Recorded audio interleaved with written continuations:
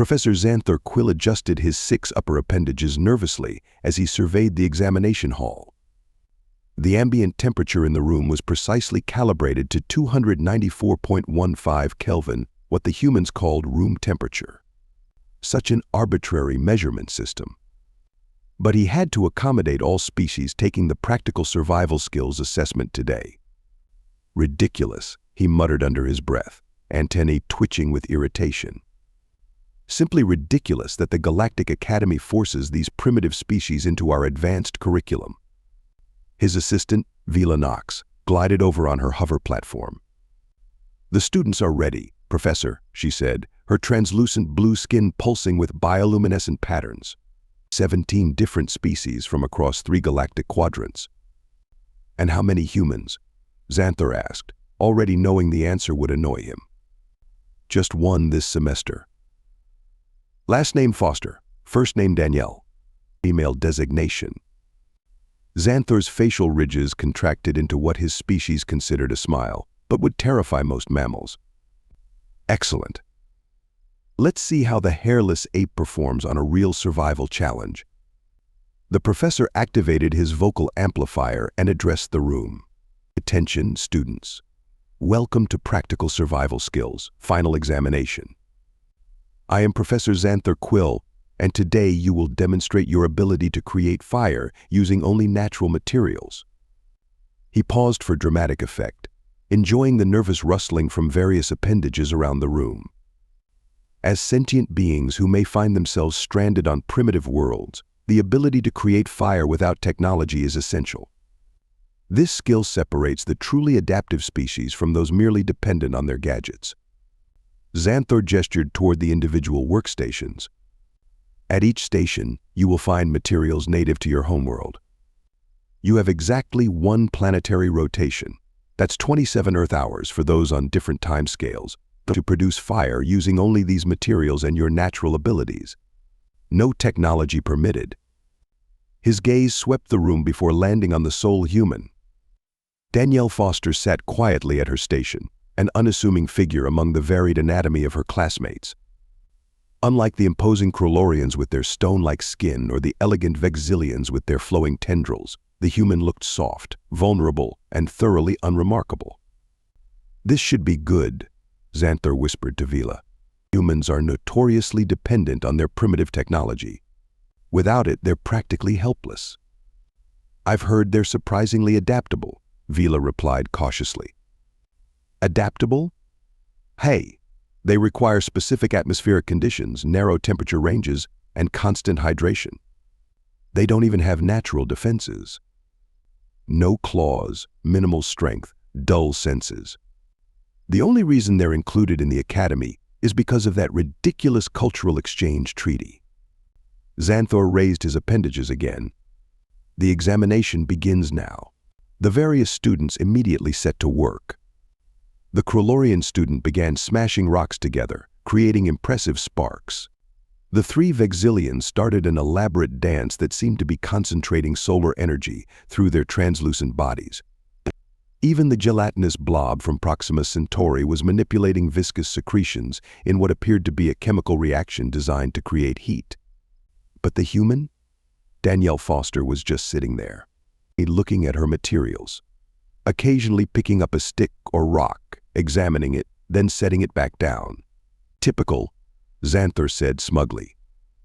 "Analysis paralysis. Humans overthink everything instead of acting on instinct."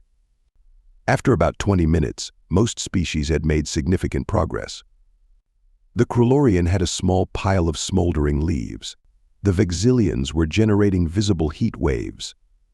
Even the amorphous blob was producing steam. The human still hadn't attempted to create fire. "Perhaps we should check if she understands the assignment," Vila suggested. "The instructions were clear," Zanthor replied dismissively. "If she fails, she fails. That's how natural selection works." But then, Danielle Foster did something unexpected.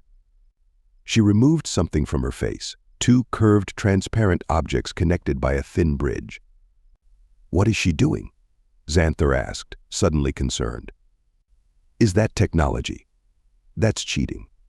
Vila consulted her information tablet. According to her medical records, those are eyeglasses. They're listed as a biological accommodation, not technology. They correct a common human visual impairment. Before Zanthor could respond, Danielle had positioned the eyeglasses to catch the artificial sunlight streaming through the examination hall's skylight. She focused the beam onto a small pile of dry grass she'd arranged. Within seconds, smoke began to rise from the pile. "What in the 7 moons of Kepler?" Zanthor exclaimed, his antennae standing straight up in shock. The smoke turned to a small flame. Danielle gently blew on it, adding small twigs until she had a respectable fire going. Then she looked up, caught Professor Quill's gaze, and smiled. "Impossible," Zanthor sputtered. "She's using technology."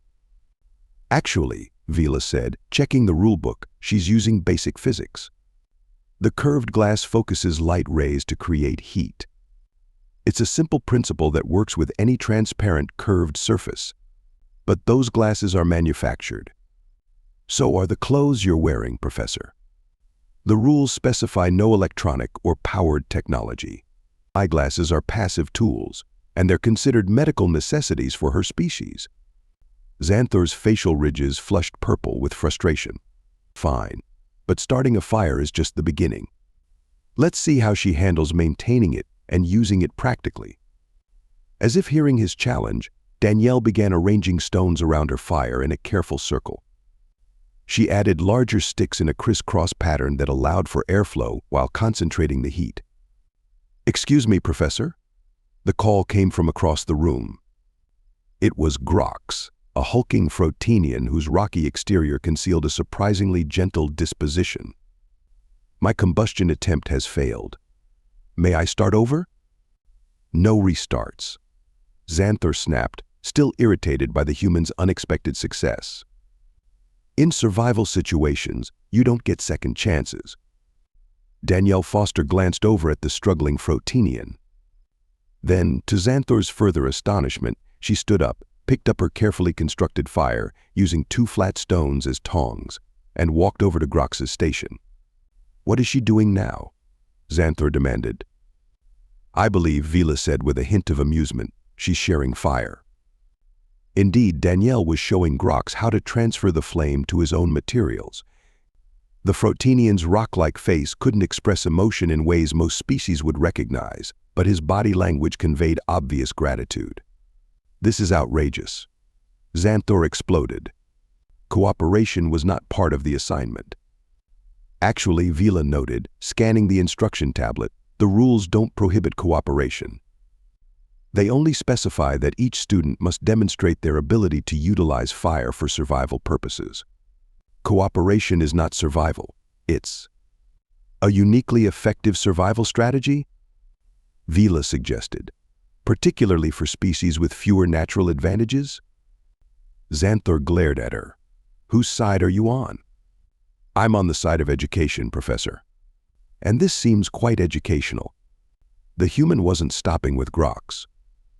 Having shared her fire with the Frotenian, she was now visiting other struggling students, offering advice or assistance. With each interaction, Zanthor's irritation grew. "This is typical human behavior," he grumbled. "They always think they know better than everyone else." Or perhaps, Vila countered, they've learned that sharing knowledge improves everyone's chances of survival. A soft chime indicated that 2 hours had passed the minimum time allowed for the exam. Students could continue working until they succeeded or the full 27 hours elapsed, whichever came first. To Zanthor's dismay, Danielle Foster approached the professor's platform, carrying her fire contained in a neat stone enclosure. "Professor Quill," she said politely, "I believe I've completed the assignment." Zanthor's antennae twitched irritably.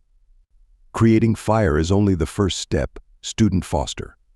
You must demonstrate practical applications." Danielle nodded. "Of course. I've used the fire to purify water by boiling." She pointed to a small container fashioned from large leaves, sealed with tree sap. "I've also used it to harden the points of these wooden tools." She displayed several sharpened sticks with fire-blackened tips. And I've demonstrated that fire can be shared and transported safely using these stone containers. Zanthor was speechless. The human had not only completed the assignment in record time, but had expanded on it in ways he hadn't anticipated. "Very well," he finally said. "You may return to your station and wait for the official evaluation." As Danielle turned to leave, Zanthor couldn't resist adding, "Though I must say, using your visual aids was quite unconventional." The human turned back with that strange human expression, smiling. They called it that involved showing teeth without indicating aggression. "Sometimes the best solutions are the simplest ones, Professor," she said. "Humans may not have claws or enhanced strength or natural armor, but we do have one advantage." "And what might that be?" Zanthor asked skeptically.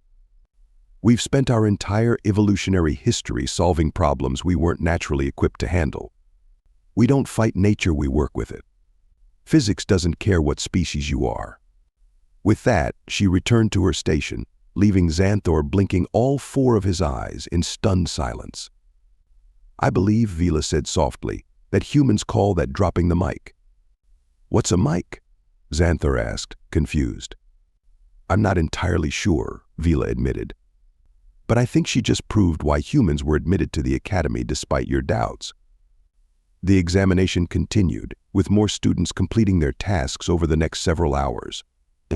But Zanthor couldn't stop watching Danielle Foster, who was now teaching a small group of students about different fire-starting techniques. "Perhaps," he admitted reluctantly to Vila, "I've underestimated their species."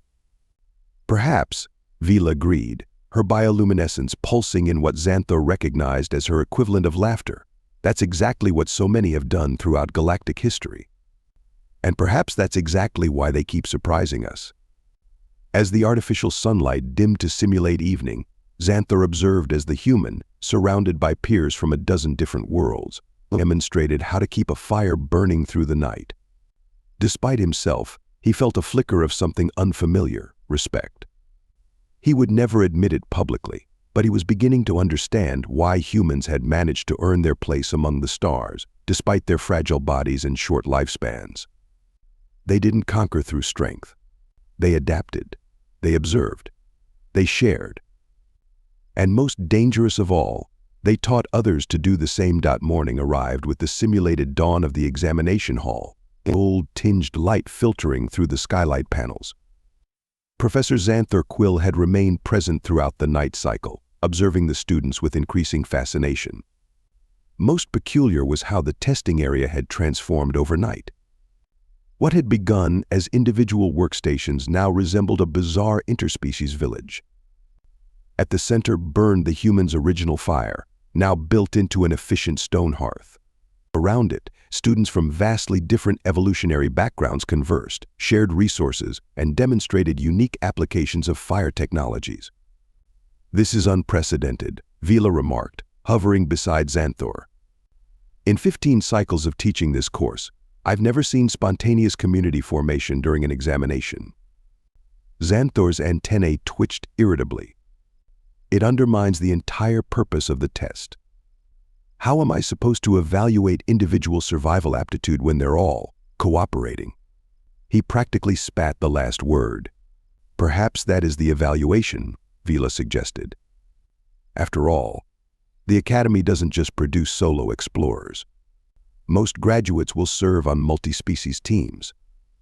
Before Zanthor could formulate a properly scathing response, an alarm blared through the examination hall. Red emergency lights pulsed along the ceiling. "Attention students," announced the automated system. "Environmental Simulation Protocol 47B has been activated. Prepare for extreme weather conditions." Zanthor's 4 eyes widened in shock. "I didn't authorize a weather simulation." Vila frantically checked her control tablet. "It's not coming from our system. Something's overridden the examination parameters from the Academy mainframe." The skylight panels darkened dramatically as artificial storm clouds gathered. The temperature dropped 15 degrees in seconds. Wind generators along the walls activated, creating powerful gusts that threatened the students' carefully tended fires. "Should we abort?" Vila asked, genuinely concerned. Zanthor hesitated. Protocol dictated an immediate safety shutdown, but something made him pause. Let's wait. This could be educational. Across the examination hall, panic ensued. Several species immediately retreated to defensive postures. The gelatinous blob solidified into a protective shell, while the Krolorian curled into a stone-like ball. But others, particularly those clustered near the human's fire, were responding differently. Danielle Foster stood calmly in the artificial gale, giving clear directions that somehow cut through the howling wind. Grox, use your rocky exterior as a windbreak. Exilians, your translucent bodies can reflect heat, form a dome around the fire. Everyone grabbed something waterproof to cover the wood supply. To Zanthor's astonishment, they obeyed without question. Within minutes, the central fire was protected by an ingenious structure. Krolorian stones formed a base, Vexillian bodies created a living greenhouse effect, and various waterproof materials from different species supply kits formed an outer shell. Remarkable, Vila whispered. They're adapting as a collective. The simulated storm intensified. Rain began to pour from ceiling sprinklers, first as a drizzle, then as a deluge. Lightning effects flashed, accompanied by booming thunder sounds that made several students retract their sensory organs in distress. Through it all, the human continued orchestrating the group's efforts with surprising authority. When a lightning strike simulation knocked out the lights on one side of the hall, Danielle quickly organized teams to gather the abandoned fires and materials from that section. Professor, Vila said urgently, this simulation is escalating beyond safety parameters. The system shows it's moving to Category 4. Zanthor hesitated again. Academy regulations were clear, but something compelling was unfolding before him. A teaching moment he hadn't planned but couldn't ignore. 5 more minutes, he decided. Let's see how they handle true adversity. As if on cue, the floor began to tremble. Earthquake simulation. Several workstations collapsed entirely. The temperature dropped further, and frost began forming on surfaces. Blizzard conditions imminent, announced the automated system. Amidst the chaos, Danielle Foster's voice rang out again. Everything to the center. Combine resources. Body heat in concentric circles, coldest species in the middle, heat-resistant species on the outside. The speed of compliance astonished Zanthor.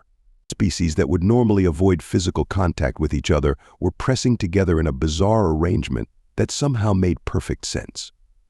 The Frotinians used their rocky bodies as insulation against the floor's vibrations. The Vexillians extended their translucent tendrils to create a glowing canopy that reflected heat downward. Even the blob had found purpose, stretching itself into a gelatinous blanket that trapped warmth. At the center of it all stood Danielle Foster, feeding the fire with carefully rationed fuel, offering encouragement in various languages and communication styles. Enough, Zanthor finally decided, genuinely concerned for student safety. End simulation. Nothing happened. End simulation. He repeated more forcibly into his control unit. Vila's expression turned grave. The override is complete. We can't stop it from here. Evacuate the students. The emergency exits are sealed, part of the override protocol. Zanthor felt genuine fear ripple through his exoskeleton. This was no longer an examination, it was potentially lethal. Academy simulations were designed with safeguards, but at maximum intensity, they could cause serious harm to vulnerable species. We need to get to the manual override in the control room, he decided. Keep monitoring them. I'll be back as quickly as possible. As he turned to rush out through the professor's private exit, something unexpected happened. Danielle Foster was looking directly at him across the chaos of the examination hall. And she was laughing? Professor Quill. She called out, somehow projecting her voice above the simulated storm.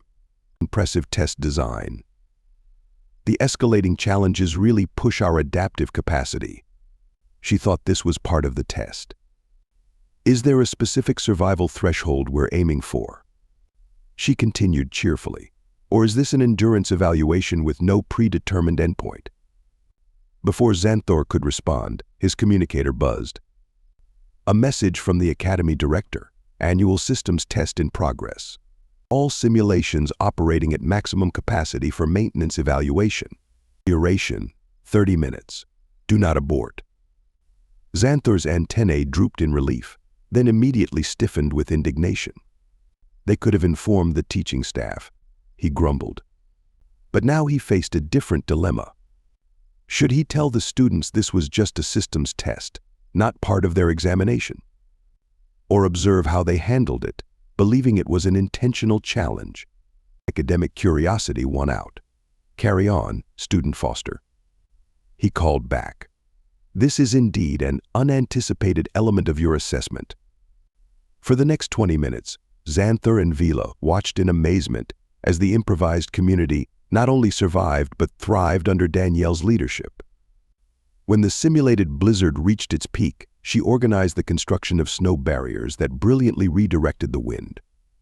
When hail pelted down from above, the students created an interlocking shield system using materials from their workstations. Most impressive was how she leveraged each species' natural abilities. The Krolorians, initially struggling alone, now used their spark-generating capacity to keep multiple fires lit. The Vexillians, whose solar dance seemed inefficient earlier, now served as living prisms, amplifying the minimal light available during the storm. She's not just helping them survive, Vila observed.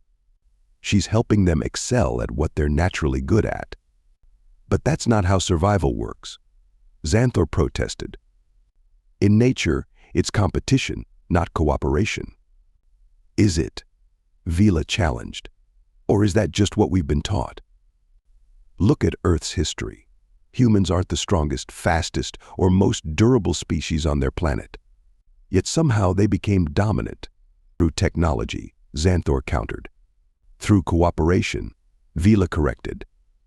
Their technology emerged from their social structures. Lone humans are vulnerable. Human communities change their planet. Before Zanthor could argue further, the simulation abruptly ended. Lights returned to normal, temperature stabilized, and the artificial weather effects ceased. A pleasant chime sounded, followed by the automated announcement, systems test complete. All parameters within acceptable ranges. The students looked around in confusion, then broke into various species-specific expressions of relief and celebration. Some collapsed in exhaustion. Others performed ritualistic gratitude gestures.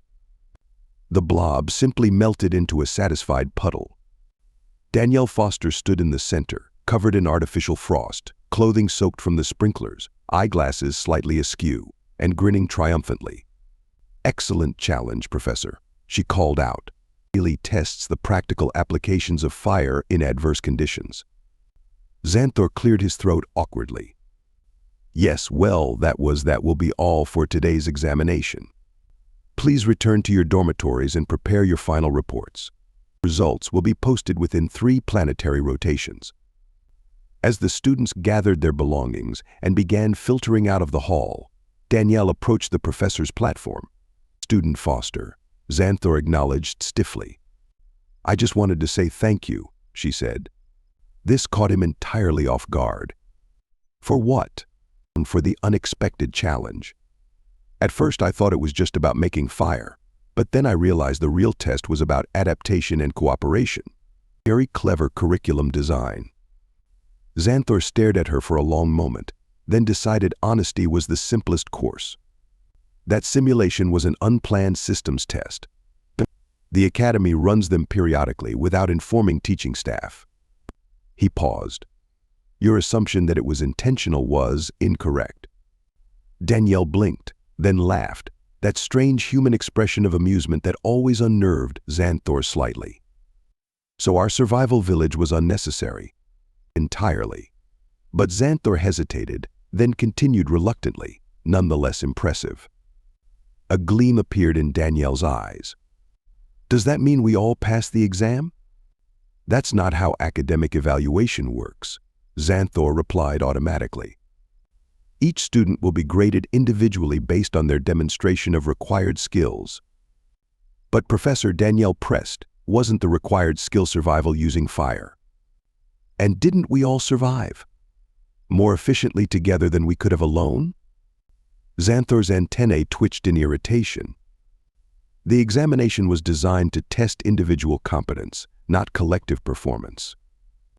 With respect, sir, that seems like an artificial distinction.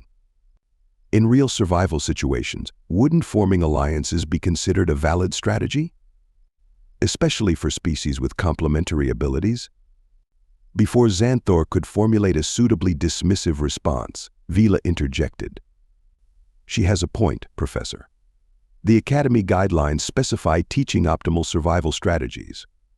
They don't mandate isolation as a parameter. Zanthor's facial ridges flushed purple again. He was being outmaneuvered by both his assistant and this human student. I will take it under advisement when evaluating the results, he conceded reluctantly. Danielle smiled. That's all I ask, though I still think my original fire-starting technique deserves full points for efficiency. Using your visual correction devices was hardly traditional survival methodology, Zanthor pointed out. Traditional for whom? Danielle countered. Humans have been using lenses to start fires for thousands of years. It's as traditional for us as spark rocks are for Krolorians. With that parting comment, she nodded respectfully and left the examination hall. Vila's bioluminescence pulsed in clear amusement.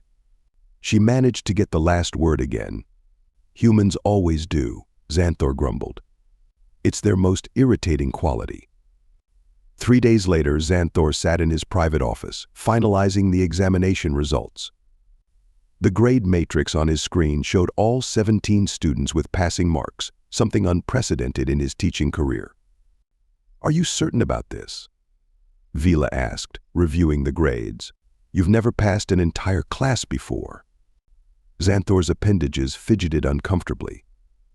I've been reviewing the Academy's foundational principles, particularly the section on diverse evolutionary approaches to problem solving. And it states quite clearly that the purpose of education is not to force all species into identical methodologies, but to recognize and enhance their natural strengths while compensating for inherent limitations. Vila's bioluminescence brightened with surprise. That's a significant shift in your educational philosophy. It's merely a more precise application of existing guidelines, Zanthor insisted, unwilling to admit the impact the human student had made on his thinking. He finalized the grades with a decisive press of an appendage. Student Foster and her compatriots demonstrated that cooperation itself can be a survival skill, perhaps the most important one, in a multi-species community like the Academy. As they left his office, they passed a bulletin board where students had posted notices for various activities. A new one caught Zanthor's attention: Interspecies Survival Skills Exchange, Learn Techniques from Across the Galaxy. Hosted by Danielle Foster. It appears, Vila noted, that your human student is continuing her educational mission outside your classroom. Zanthor snorted. Typical human behavior, always thinking they can improve on established methods. And yet, Vila replied gently, sometimes they do. Zanthor wouldn't admit it aloud, but as he watched students from a dozen worlds signing up for the human's unauthorized workshop, he felt something unusual, a reluctant glimmer of hope for the future of galactic cooperation. Perhaps there was something to learn from these fragile, adaptable creatures after all. They might lack natural weapons, armor, or impressive biological features, but they possess something possibly more valuable: the ability to bring out the best in others, creating strength where none existed before. As a scientist, Zanthor had always believed in evidence.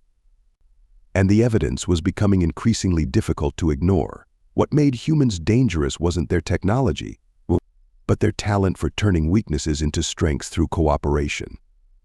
Perhaps, he mused quietly to himself, I should attend that workshop. For purely academic reasons, of course. Of course, Vila agreed, her bioluminescence pulsing in what was definitely amusement. Purely academic.